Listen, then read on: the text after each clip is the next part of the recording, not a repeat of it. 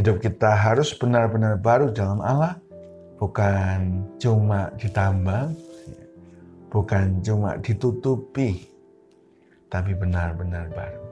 Shalom Bapak Ibu Saudara, berjumpa lagi bersama dengan saya Pastor Ishak dalam kanal YouTube Pastor Ishak dengan tema acara yaitu Sola Gratia, Sekolah Gratis Teologia.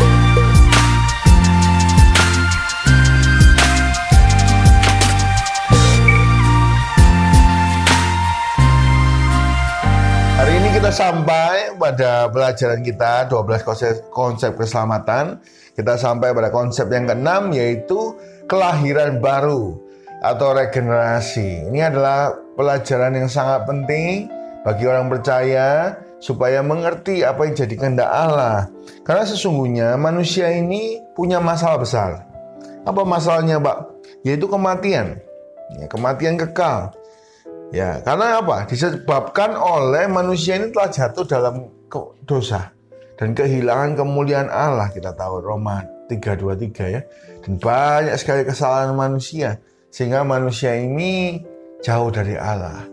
Perlu dilahirkan kembali. Kalau istilahnya itu lahir di keluarga yang salah, yaitu keluarga iblis. Yohanes 8:44. Kalau kita suka berdusta, maka kita adalah anak iblis, Yohanes 8:44. Jadi kita ini hidupnya sebenarnya dikuasai oleh dosa, jadi hamba dosa ya. Manusia berusaha memang untuk mencapai hidup yang kekal, tapi gagal. Karena apa? Karena dibangun dengan kayu-kayu karakter mungkin, atau paku-paku tindakan baik. Tapi nggak akan pernah kayu-kayu, paku-paku tindakan baik ini membangun sebuah tangga menuju pintu kemuliaan sorga. Nggak akan sampai. Kenapa? Karena manusia ini bergelimang dengan dosa. Dan itu membuat manusia nggak bisa mencapai standar Allah yang tinggi. Karena itu, kalau kita ini semua tahu ya, kita ini dasarnya kita ini gampang berbuat dosa. Kita perlu dilahirkan kembali. Karena memang kelahiran kembali atau regenerasi itu berasal dari hati Allah untuk mengubahkan setiap kita, yaitu dengan cara menanamkan kehidupan ilahi ke dalam kita ya. Jadi sesuatu yang ilahi ditanamkan, bibit-bibit ilahi ya, ditanamkan dalam diri kita sehingga mengubah kita menjadi ciptaan yang baru. Nah, regenerasi ini berbeda dengan reformasi. Apa bedanya, Pak? Kalau regenerasi itu benar-benar sesuatu yang baru, belum pernah ada. Kalau reformasi itu dulu sudah ada, tapi ditempel sana, ditempel sini, sehingga kelihatannya baru padahal barang lama. Saya kasih contoh Bapak Ibu Saudara ya. Dalam bahasa Yunani ada dua kata yang diartikan baru, new ya, kelahiran baru ya. Nah, barunya itu ada dua kata Yunani. Satu neos ya. Neos atau biasa orang ngomong new ya, new. Kita sering dengar banyak produk, oh new. Ini motor yang new ya. Mereknya ini tapi dikasih new. Jadi kelihatannya baru. Nah, neo itu artinya dulu pernah ada, tapi diperbaharui. Ya, atau dilihat dari sudut yang lain. Jadi kelihatan baru. Nah, yang kedua adalah kata kainos. Kainos itu artinya apa? Baru, fresh. Belum pernah ada sebelumnya. Ya, dan ini sungguh-sungguh ada. Jadi kalau neos itu dulu pernah ada, diperbaiki jadi lebih baru atau dilihat dari sudut lain. Kalau kainos itu benar-benar baru ini barang. Nah, Tuhan mau hidup kita itu bukan neos. Ya, ditambal sana, tambal sini bukan. Tapi Tuhan ingin hidup kita ini benar-benar baru. Contohnya apa? Contohnya seperti ini.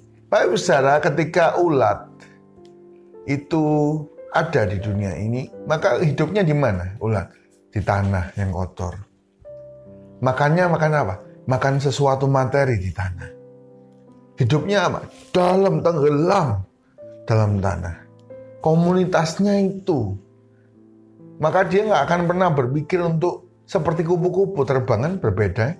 Wah, pikirannya cuma sampai situ. Sampai tanah. Ya. Tapi satu kali ketika dia menjadi kepompong, ya, diubah, ya, proses berubah, transformasi, metanoia, perubahan sesuatu yang sangat berbeda dalam hidup. Ya. Dia diubahkan jadi kupu-kupu. Nah, ulat hidupnya di bawah, kupu-kupu terbang. Ulat makannya di bawah, sesuatu yang jelek, sesuatu kotoran. Kupu-kupu makannya dari bunga-bunga. Hal-hal yang indah.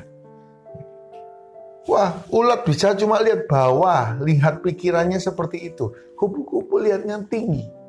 Dia punya pikiran yang berbeda. Dia punya sudut pandang yang berbeda. Ini benar-benar sesuatu, hewan yang berbeda. Ada orang jijik sama ulat, tapi suka sama kupu-kupu. Ya, mungkin kehidupannya ini sebuah perjalanan, tapi sungguh-sungguh baru. Ya, orang nggak akan nyangka kupu-kupu itu dari ulat kalau nggak pernah belajar. Ya, ini yang Tuhan mau.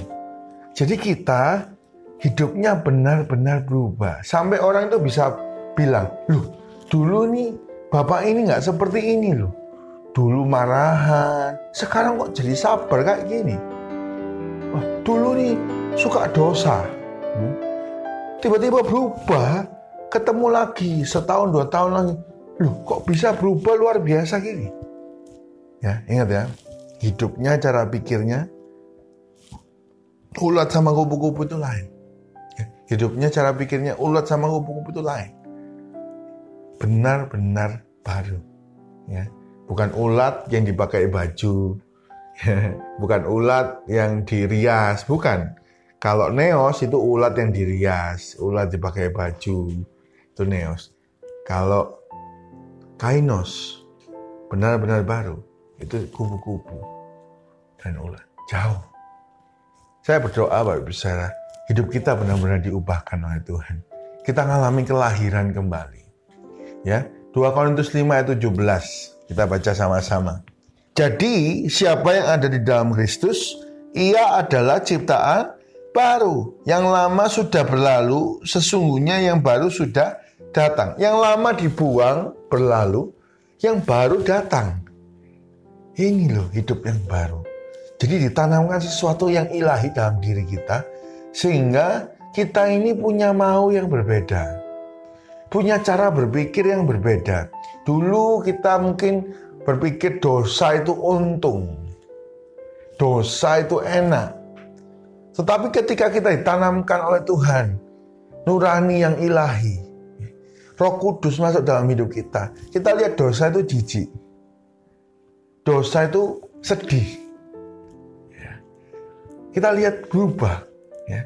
Mungkin dulu bagi kita sombong itu untung. Ya. Tapi begitu kita diubahkan Tuhan, sombong ini buat apa? Ini nyakiti hati Tuhan. Kita berubah pemikirannya. Ya besar. Ya. Berubah pemikirannya. Roma 12 ayat 1 dikatakan sana. Berubah pembaruan budi. Ya. Contohnya siapa? Saulus dan Paulus. Ini benar-benar ciptaan yang baru. Saulus itu orang yang benci kekristenan. Wah, membunuh kekristenan. Orang Kristen dibunuh. Bahkan Saulus itu dibunuh, dirajam batu atas persetujuan Saulus. Ketika diubahkan Tuhan, Saulus berubah jadi Paulus. Ini benar-benar berbeda. Dia cinta Tuhan. Dia rela menderita buat kekristenan. Supaya kekristenan diberitakan. Dia rela. Bahkan Paulus berkata, yang dulu kuanggap kebanggaan. Tradisi Yahudi, ya, disunat hari ke-8, suku paling tinggi, ya, wah, semua dia cerita, dia kalau sekolah dia paling tinggi, yaitu Farisi. dia anggap semua itu sampah.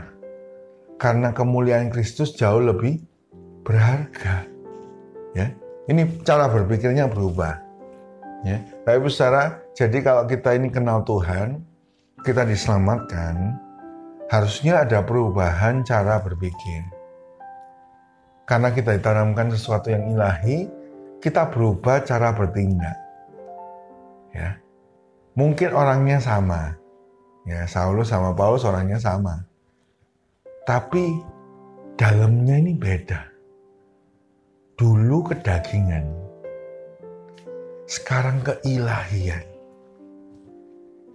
Dulu penuh dosa, sekarang penuh kemuliaan Allah. Oh beda. Ingat sekali lagi ya, ulat, cara berpikirnya, gaya hidupnya di tanah, di tempat yang rendah. Makanannya kotoran. Ya. Dan dia bahagia loh hidup di situ. Tapi ketika dia ditransformasi, seperti kupu-kupu, dia terbang. Lihatnya sesuatu yang mulia. Makannya sesuatu yang baik. Gaya hidupnya berubah. Sudahkah kita mengalami gaya hidup yang berubah? Atau kelahiran baru? Hari ini tema konsep 12 konsep keselamatan. Hari ini kita bahas yang ke-6. Regenerasi. Jadi benar-benar ciptaan yang baru Bapak Ibu. Bukan ditambal. Ya, tapi diubahkan. Nah, sedangkan kita puluhan tahun ikut Tuhan. Sudah berubahkah cara berpikir kita? Jangan sampai kita sama. Oh, Pastor Ishak yang dulu sama Pastor Ishak yang sekarang, apakah ada perubahan yang signifikan? Saya berdoa, saya pun berubah banyak. Karena ditanami sesuatu yang ilahi. Ya, tergantung apa yang di dalam ini. Kalau kita terima Tuhan, kita sudah ditanami sesuatu yang ilahi. Bibit yang ilahi. Maka kita berubah jadi dari dulu anak iblis. Yohanes 8:44, suka berdusta. Sekarang kita ditanami sesuatu yang ilahi. Kita diterima dalam keluarga Allah. Jadi darahnya ini darah Allah. Gitu ya. Kalau anak Allah berarti harusnya miripnya sama siapa Bapak Ibu Saudara ya? Sama Allah. Kalau anak iblis miripnya sama iblis. Kita dulu anak iblis gitu ya. Suka berdosa, kedagingan, nggak bisa kuasa emosi. Sekarang kita ditanami sesuatu yang ilahi. Harusnya kita seperti Allah. Kita baca satu ayat Bapak Ibu Saudara ya. Untuk menunjukkan kepada kita bahwa kita ini sudah menjadi keluarga Allah. Efesus 2 ayat 19 dikatakan di sana, demikianlah kamu bukan lagi orang asing dan pendatang, melainkan kawan sewarga dari orang-orang kudus dan anggota-anggota keluarga Allah. Kalau keluarga itu mirip Pak, misalnya prinsip hidupnya, ya, gaya bicaranya, budayanya mirip. Kita sudah diubah. Keluargaan kita keluarga kerajaan Allah. Sudah ditanamkan sesuatu yang ilahi. Ya. Karena itu jadilah pribadi yang baru. Saya berdoa lewat pengajaran hari ini kita disadarkan bahwa ikut Tuhan itu mengalami kelahiran baru. Sesuatu yang benar-benar baru. Gaya hidupnya benar-benar baru. Pemikirannya benar-benar baru. Ya, bukan ditambal. Ya. Banyak orang hidupnya ditambal-tambal. Contohnya gimana Pak? Iya, tetap berdosa tapi pelayanan. Dulu nggak pelayanan, sekarang pelayanan aja. Bedanya itu ditambal aja. Dulu berdosa tapi cuma ditambal apa? Datang gereja. Ya. Tuhan nggak pengen seperti itu. Tuhan pengen kita berubah. Dulu berdosa, sekarang hidup benar dan melayani. Ya, bukan berdosa tetap berdosa dan melayani, bukan. Tapi diubahkan. Karena karya Kristus sudah menanam sesuatu yang ilahi dalam diri kita, yaitu Roh Kudus. Kita diubahkan oleh Roh Kudus. Bapak Saudara, proses kelahiran baru ada 3 hal yang mempengaruhi. Yang pertama adalah firman Tuhan yang menumbuhkan pertobatan. Ya.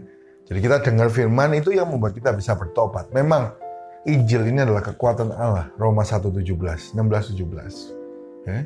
Injil ini kekuatan Allah. Karena itu selama firman masih bisa diberitakan, apalagi kita dapat kesempatan ya, bisa share link ya, mungkin share video ini supaya orang diberkati lewat firman Tuhan. Firman ini harus diberitakan. Ayo kita beritakan firman. Ini adalah kunci orang bisa diubahkan, diperbarui, mengalami regenerasi hidup yang baru. Yang kedua, pekerjaan Roh Kudus ya. Jadi kita hidup baru ini karena ditanami Roh Kudus. Kita penuh dengan Roh Kudus. Orang penuh Roh Kudus nggak harus berbahasa roh. Tapi orang penuh Roh Kudus harus berubah hidupnya. Ada kemauan untuk hidup yang berubah. Hidup yang berkenan kepada Allah. Kenapa kita pengen berubah seperti itu? Karena kita tahu standar Allah itu tinggi kesuciannya. Kita pengen menyamai. Oh, kalau aku ini penuh Roh Kudus, aku ini pengen menyenangkan Tuhan dengan kesucian. Bukan dosa.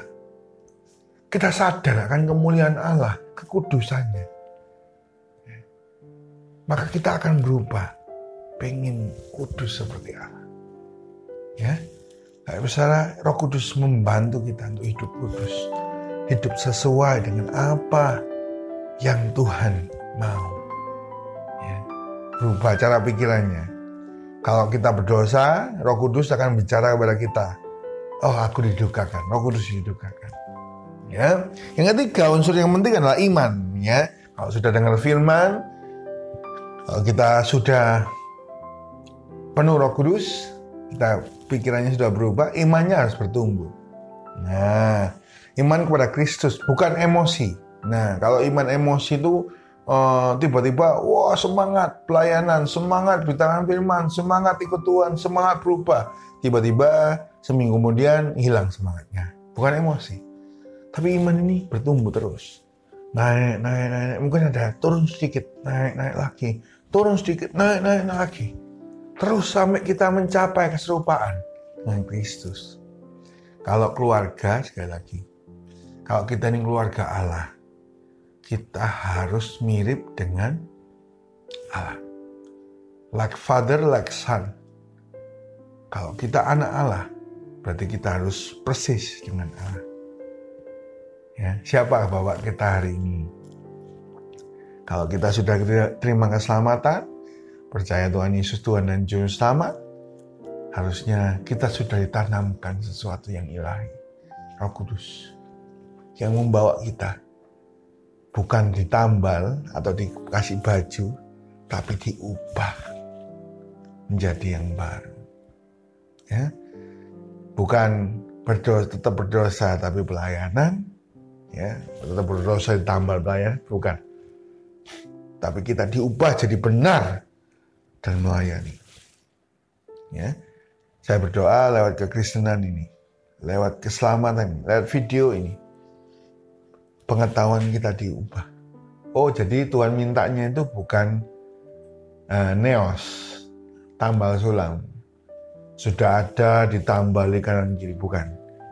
Tapi Tuhan minta sesuatu yang benar-benar baru, yaitu hidup yang kudus, yang berkenan, lewat kuasa Roh Kudus, ya, lewat pemberitaan firman, dan iman kita boleh bertumbuh mengasihi Tuhan.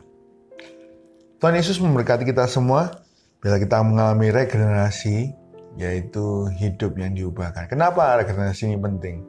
Karena seseorang yang boleh masuk ke dalam sebuah rumah pasti adalah anggota keluarga atau seseorang yang dikenal.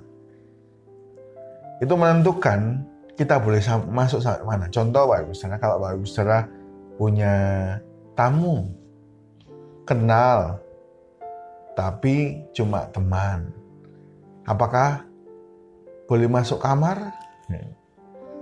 Boleh masuk ke tempat kita menyimpan segala sesuatu yang berharga? Nggak boleh. Tapi kalau anak boleh kemanapun. Kita merasa rumah kita ya rumah anak kita. Gitu ya.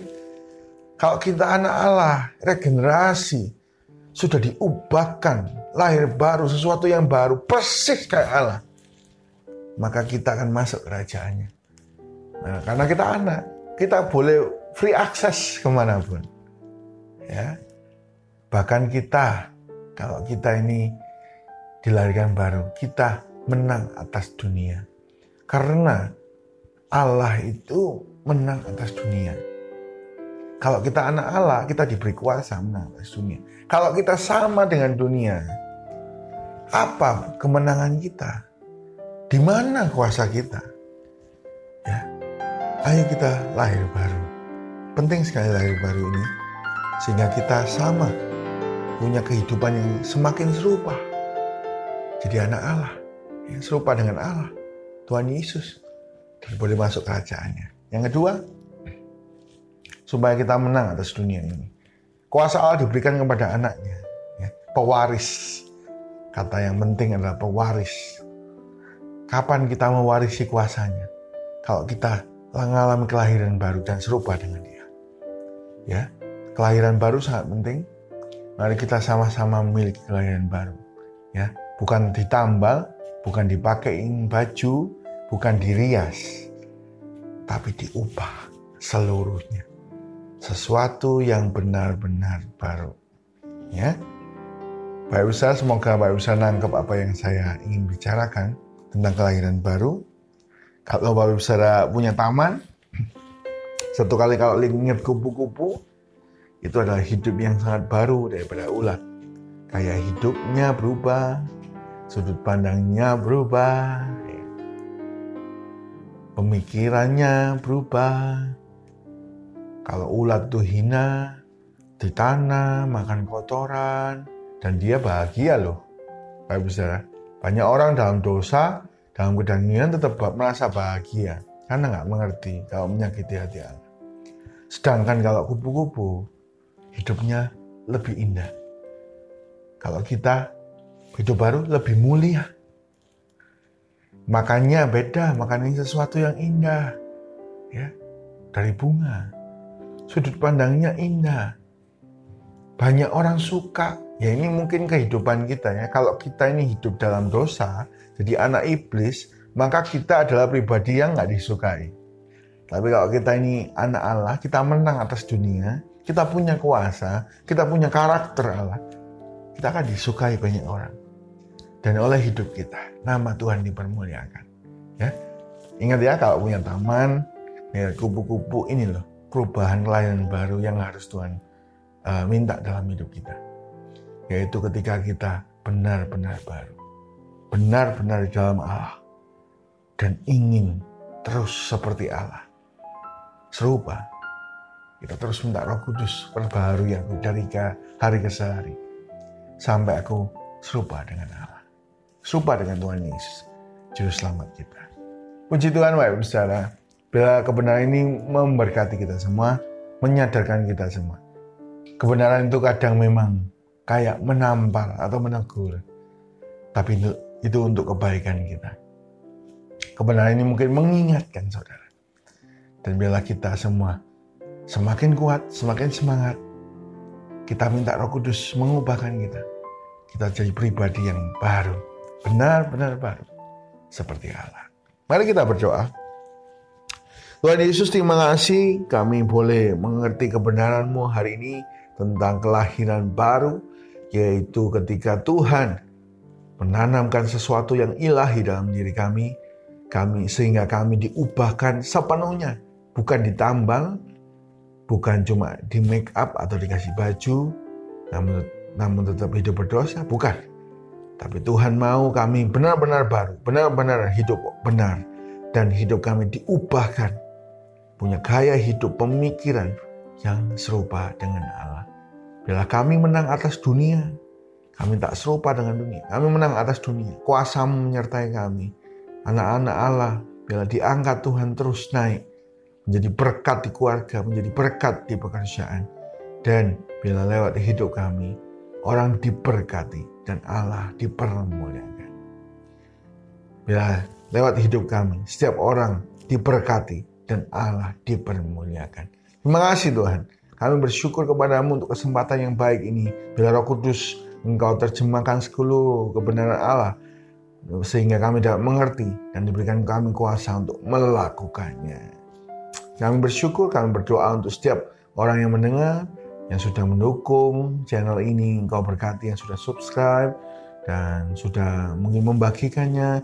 Engkau berkati setiap dukungan daripada anak-anak-Mu Tuhan, daripada yang setiap yang mendengar. Dan semua dukungan ini biarlah kami kembalikan lagi untuk kemuliaan nama Tuhan. Terima kasih Tuhan. Berkati channel ini terus jadi berkat. Berkati kami semua sehat dan kami boleh memuliakan Allah. Di dalam nama Tuhan Yesus kami mengucap syukur, haleluya. Amin. Baik saudara, puji Tuhan, kita sudah belajar hari ini tentang kelahiran baru. Hidup kita harus benar-benar baru dalam Allah.